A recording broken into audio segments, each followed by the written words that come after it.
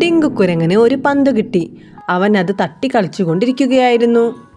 പെട്ടെന്ന് ഡിങ്കു തട്ടിയ പന്ത് ദൂരേക്ക് തെറിച്ചു. അത് ചെന്ന് വീണതോ ജിങ്കു എന്ന കങ്കാരുവിൻ്റെ സഞ്ചിക്കകത്തും.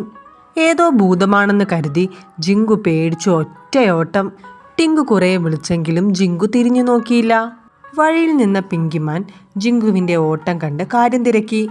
എന്തു പറ്റി ജിങ്കു, നീ എങ്ങോട്ടാണ് ഇത്ര ധൃതിയിൽ ഓടുന്നത്? പിങ്കിമാനെ, എൻ്റെ സഞ്ചിക്കുള്ളിൽ ഒരു ഭൂതത്താൻ കയറിയിരിപ്പുണ്ട്. ഒരു ഉരുണ്ട ഭൂതത്താനാണ്, ഉരുണ്ടുരുണ്ടു കളിക്കുന്നു. ഭൂതമോ?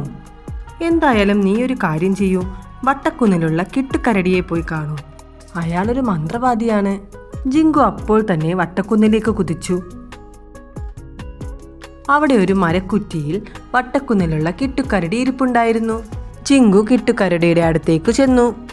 ഒരു ഉരുണ്ടൊരു ഭൂതത്താൻ എൻ്റെ സഞ്ചിക്കുള്ളിൽ കയറിയിരിപ്പുണ്ട്. പെട്ടെന്ന് മന്ത്രം ചൊല്ലി ആ ഭൂതത്തെ ഒന്ന് പറപ്പിക്കാമോ? കിട്ടു ജിങ്കുവിൻ്റെ സഞ്ചിക്കുള്ളിൽ കൈയിട്ടു. പന്ത് പുറത്തേക്കെടുത്തു. പിന്നെ പൊട്ടിച്ചിരിച്ചുകൊണ്ട് പറഞ്ഞു, ഇത് ഭൂതവുമല്ല പ്രേതവുമല്ല, ഇത് കുട്ടികൾ തട്ടിക്കളിക്കുന്ന പന്താണ്. കാര്യമറിയാതെ പേടിക്കരുത്. അപ്പോഴേക്കും പന്ത് തിരഞ്ഞ് ടിങ്കു അവിടെ എത്തി. കിട്ടുകരടി പന്ത് കൊടുത്തപ്പോൾ ടിങ്കുവിന് സന്തോഷമായി.